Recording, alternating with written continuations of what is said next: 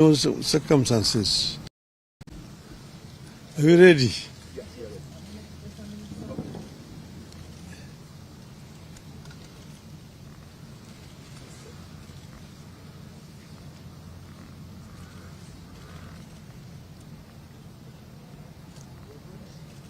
Good? Ladies and gentlemen of the press, called this press conference in order to clarify where we are today. Yesterday, I did give an interview with the media and said that today, the 35th anniversary of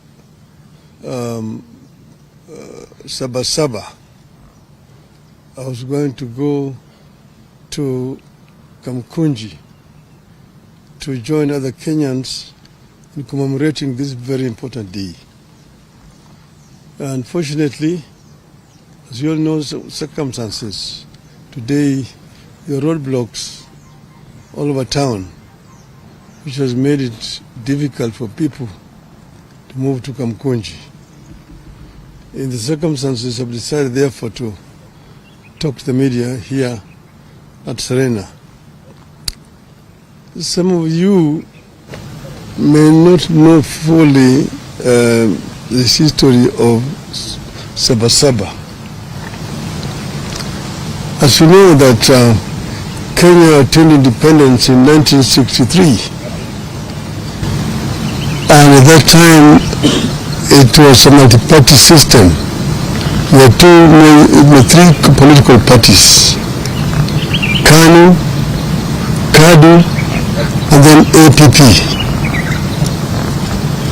But after a very short period of time, those two other opposition political parties, because KANU had won the elections and formed the government, and the two other parties were in the opposition, they were folded up and joined KANU.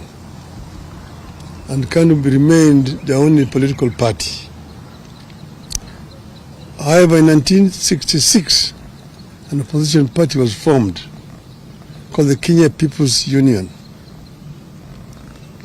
This party survived for 3 years, and it was banned by the government in 1969. And the leadership of the party were arrested and taken to political detention.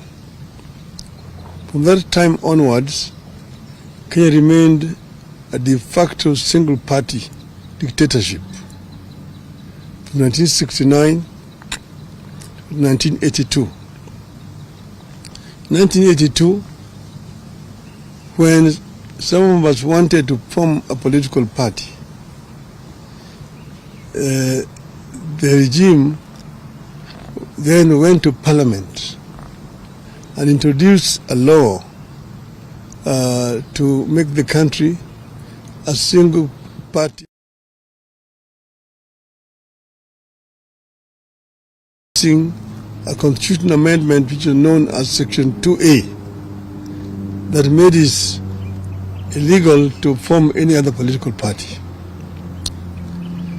So from 1982, it remained literally a single-party dictatorship.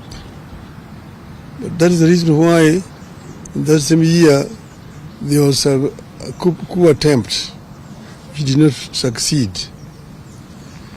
But before that, a number of Kenyans were arrested and taken to political detention.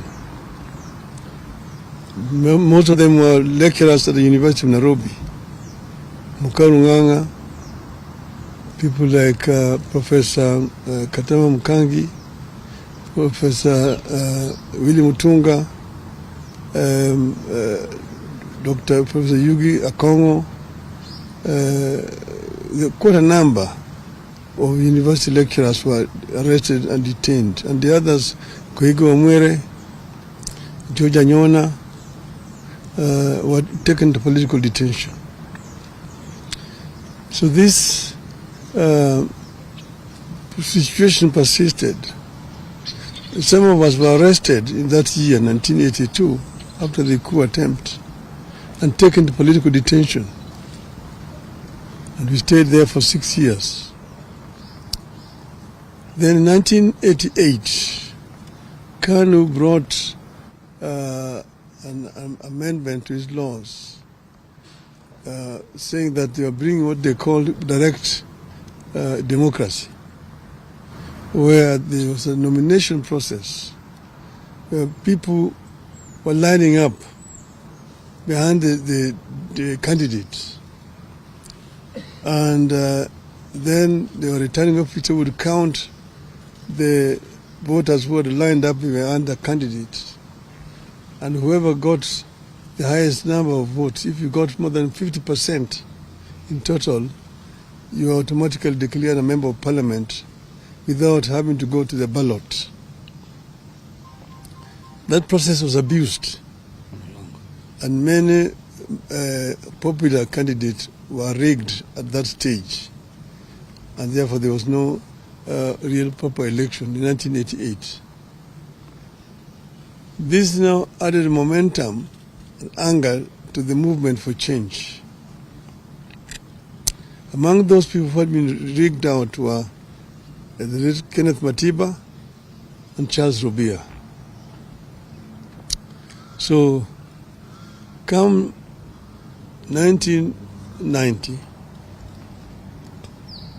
by that time I had been to detention 2 times.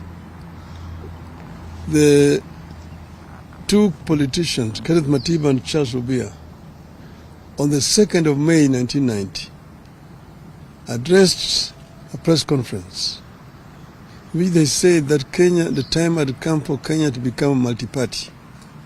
That Kenyans wanted a multi-party system of government.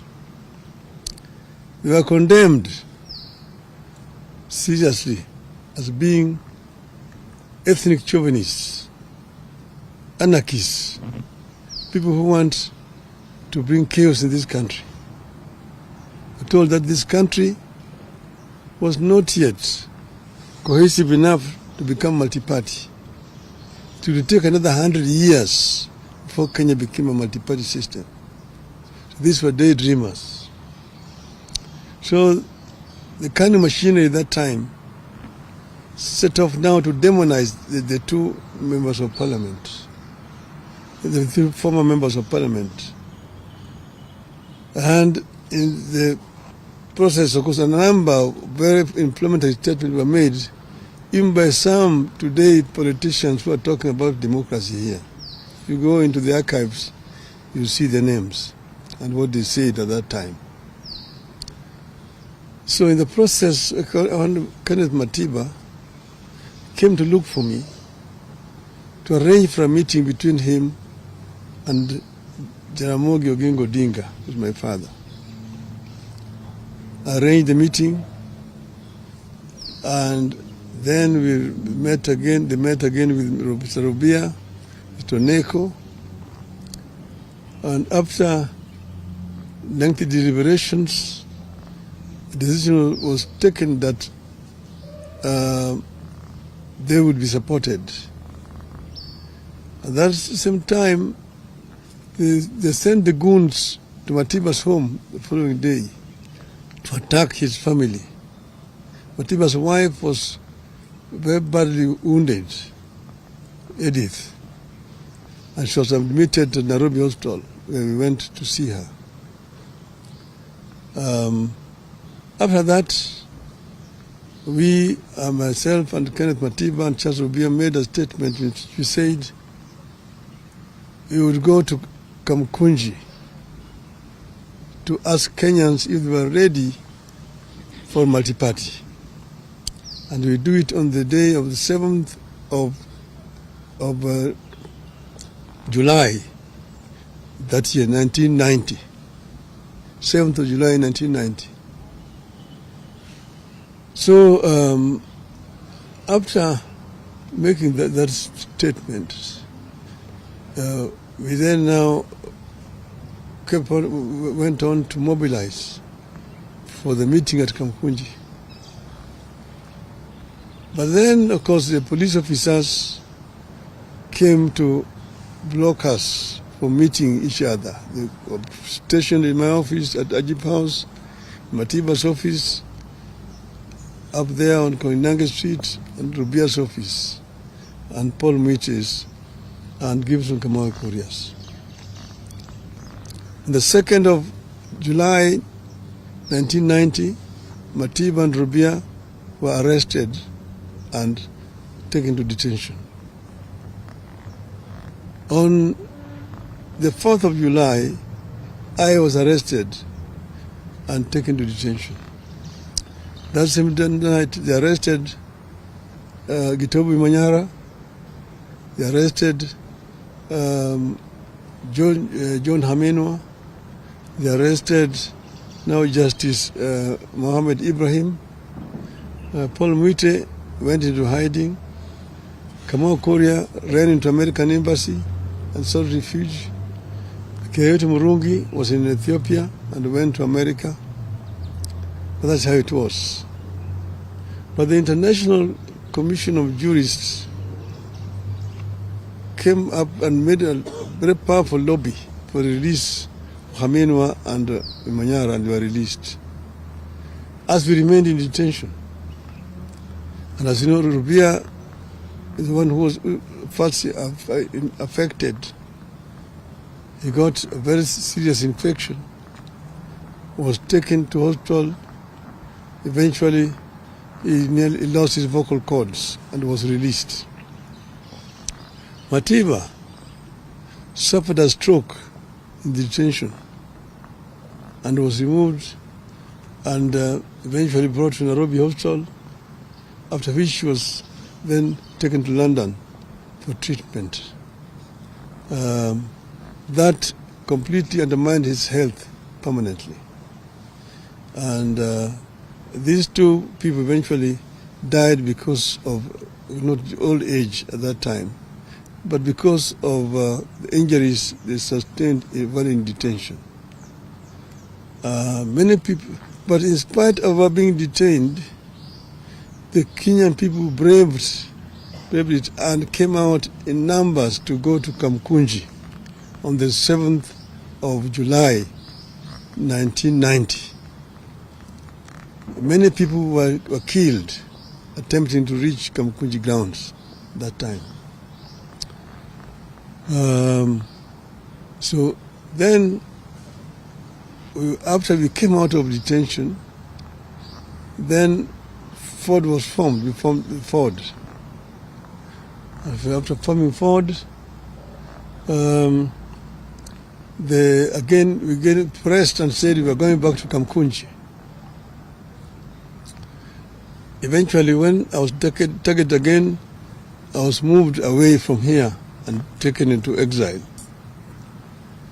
But our people braved it and managed to march all the way into Kamkunji. And you see the photograph in front page of Nation there today. You can see Martin Shikuku, James Orengo, Anyang' Nyong'o, Masinde Muliro on the back of that truck getting up to Kamkunji. That was not on Saba Saba, that was on the 16th of November 1991. But it's still the Kamkunji. That's why Kamkunji is very historical for the second liberation of this country. And that's why we celebrate Saba Saba. The fateful day on which Kenya's struggle for multi-party democracy took the most decisive turn is iconic and historical. It's a day rivaled only by the present day Mashujaa Day, previously Kenyatta Day, that celebrates the arrest and detention of the freedom fighters jointly called the Kapenguria Six.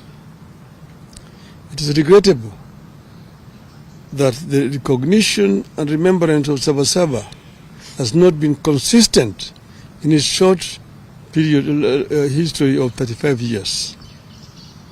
One moment it is important. The next moment it is not.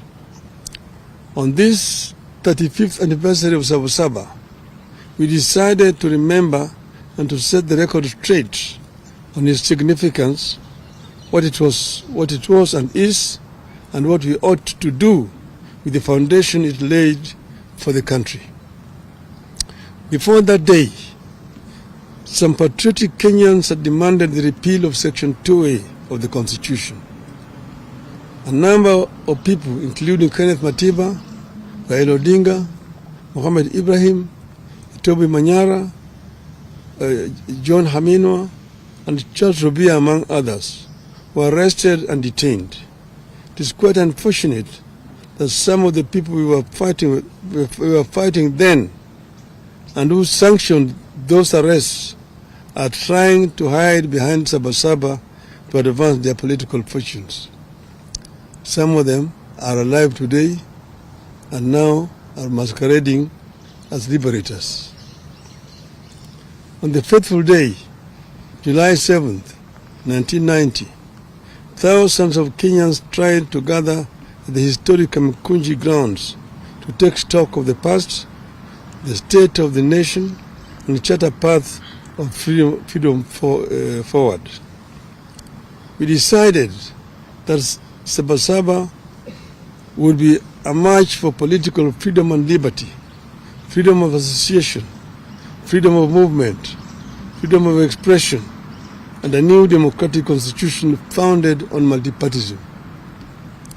Kenyans wanted a fulfillment of the Kenyan dream, which was eradication of poverty, ignorance, disease, and good governance. That clarity of mission is what made Saba Saba different from all other confrontations with the Moi Kanu one-party state. Saba Saba, therefore, was and still is about the sacred and historic grounds of Kamkunji. It was not and is not just another routine street protest in Nairobi or any other town. At Kamkunji is where they held the last cow Kenya-Africa Union meeting in 1952. It is where Kanu's first rally was also held. It was also where the first Ford meeting was held after registration.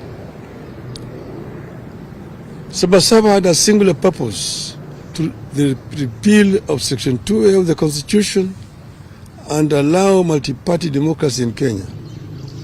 Saba Saba had clear and known national conveners: Kenneth Matiba, Charles Rubia, and yours truly, Raila Odinga. It was what gave birth to a bigger and powerful forum for the restoration of democracy, Ford. Ford had a known nationally inclusive leadership: Jaramogi Oginga Odinga, Philip Gachoka, Ahmed Bamariz, Salim Damwe, Asinde Muliro, George Ndenge, Kenneth Matida, Charles Rubia, among others. Saba Saba was inclusive, democratic, and intergenerational. The old, the young, people in and out of the government, professionals, academics, trade unionists, civil society, women groups, and religious groups. All of them found their voice in what it stood for: a people's struggle for good governance, freedom, and equal opportunity for all. It was not one group against the entire nation.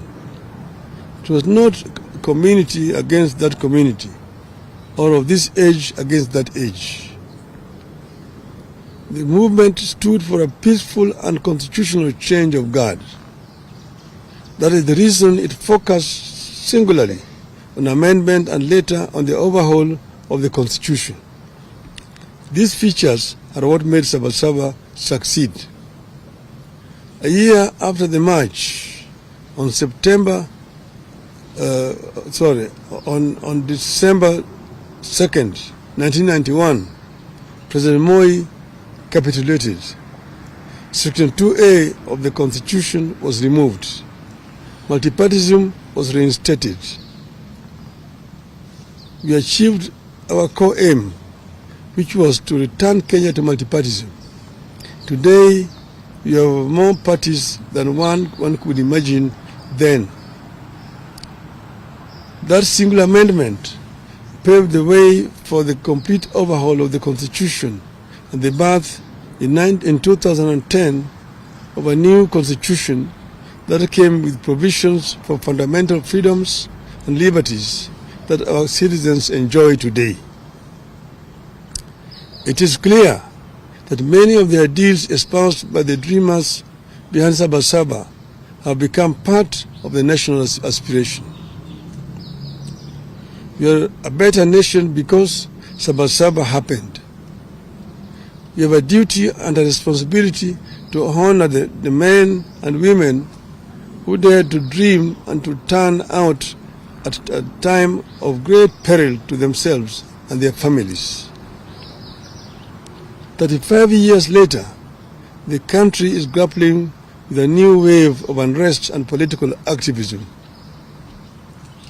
The question we have to ask ourselves is, where do we go from here?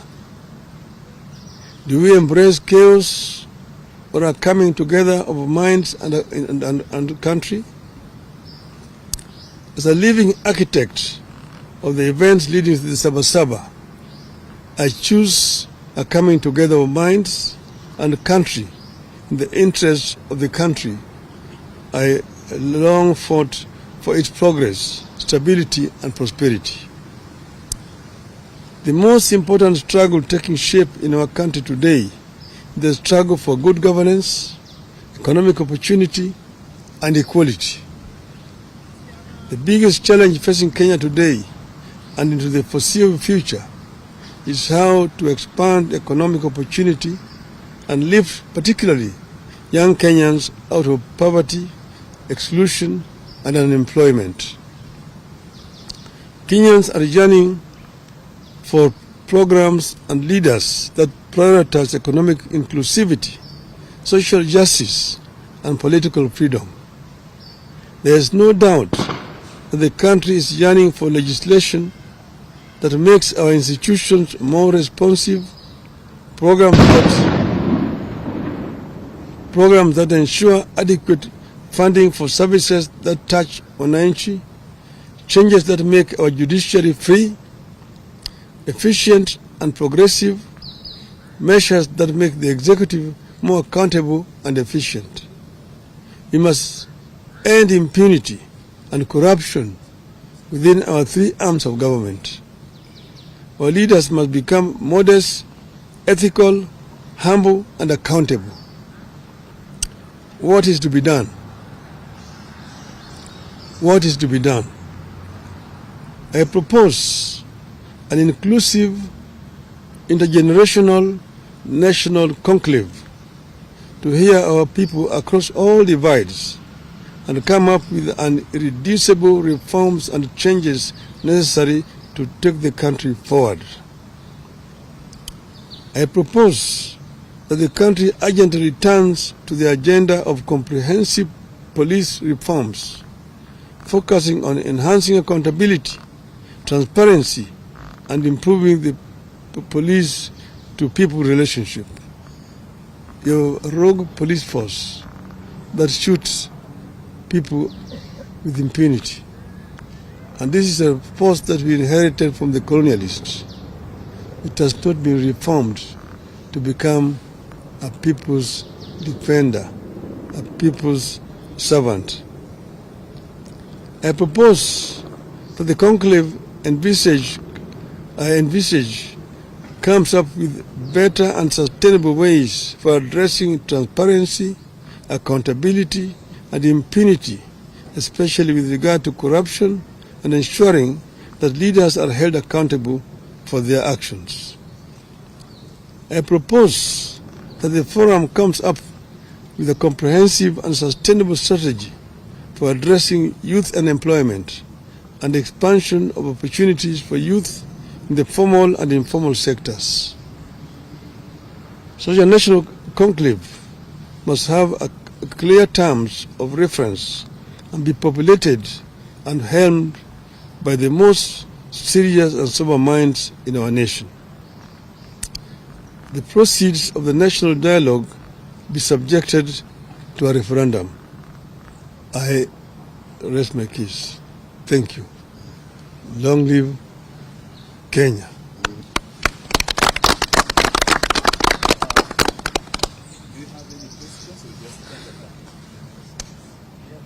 Maybe one or two.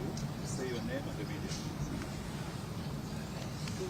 My name is Duncan. I work at the ANC.